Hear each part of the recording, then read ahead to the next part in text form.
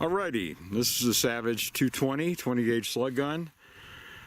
I've put a different scope on it, which is a Bushnell 2.5 by 16 Elite 6500.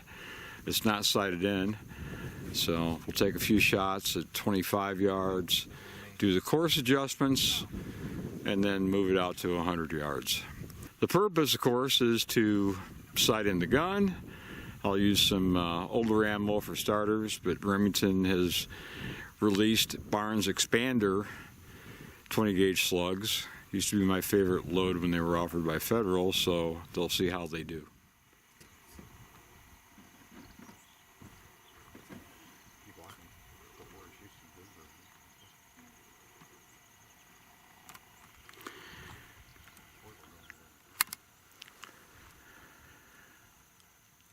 All right, we'll see if we're on the paper or close to it.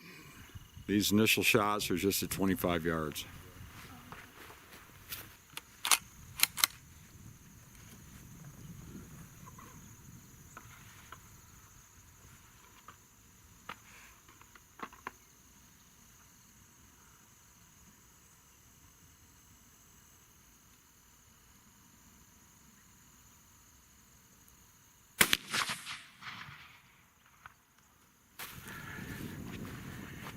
Well, I got lucky.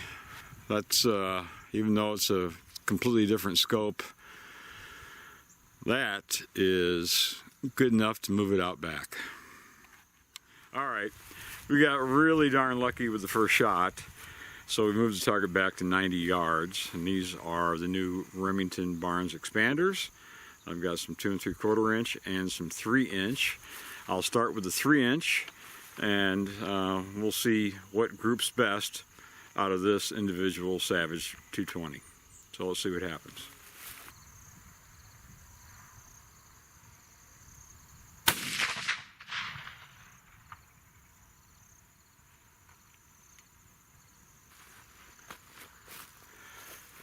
It's way high into the right.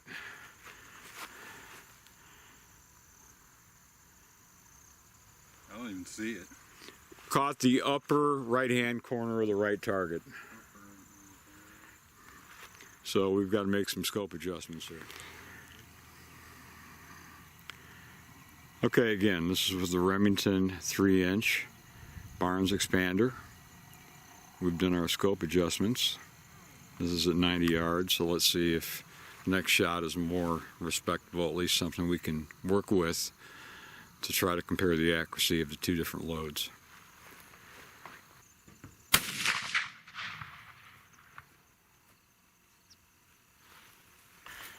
All right, looks like the scope is doing what I told it to do. So let me take another shot and see if we have anything approximating a group. And to save on ammo, then I'll switch over to the 2 3/4 inch loads.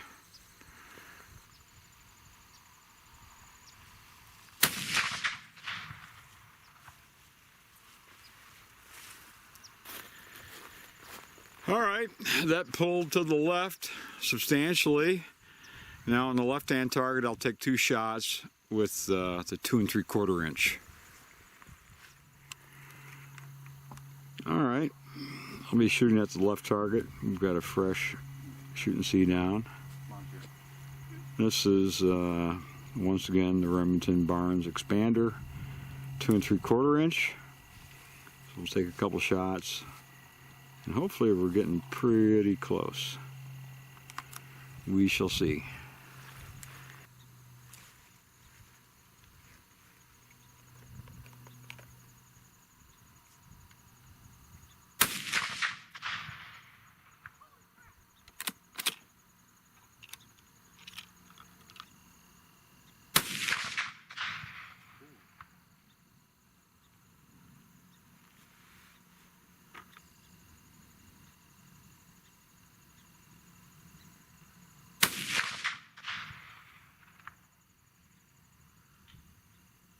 We had a little vertical stringing there.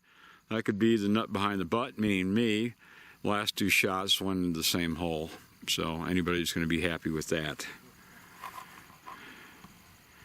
So that's it for starters.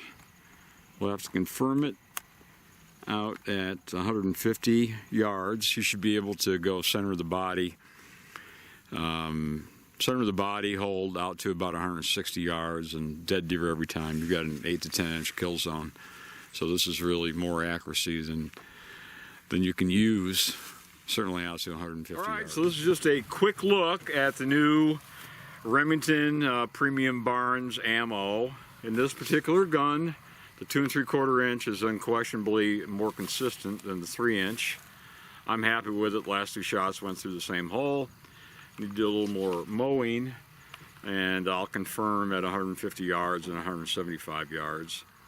If you're 2.5 inches high at 100 yards, you should be good to go roughly to 155, 160 yards. Just center of the body, pull the trigger, and go pick them up. So, I'd hunt with this gun tomorrow. I know it's hard to do. You have to go through a lot of different types of ammo with slug guns. It varies a lot by gun to gun, but it has to be done. It only has to be done one time. And yeah, it's expensive, it's time consuming, but it's worth it.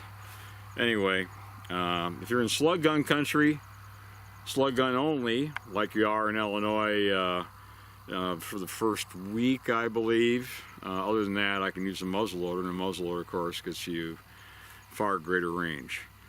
But in this gun, the 2 3/4 inch Barnes is the pick. Your gun may be different. The 2 3/4 inch shell, although it's rated at 1,825 feet per second, you won't get quite that because of the shorter barrel on essentially all slug guns. Sammy spec is a 28 inch barrel, so you won't be getting 1825, more like 1650. The 3 inch shell is only stamped on the box at 1900. There isn't much difference, but I can tell you that there is some difference as far as recoil. So for your daughter or your wife or anybody who doesn't like recoil, the 2 3/4 inch shell is more pleasant to shoot. Although neither of them are invasive, and when you've got fur in your crosshairs, you're not going to care.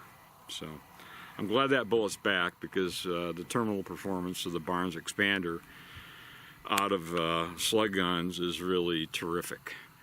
I mean, you're going to get 2 holes, and that doesn't happen with a lot of sabbated slugs out of slug guns.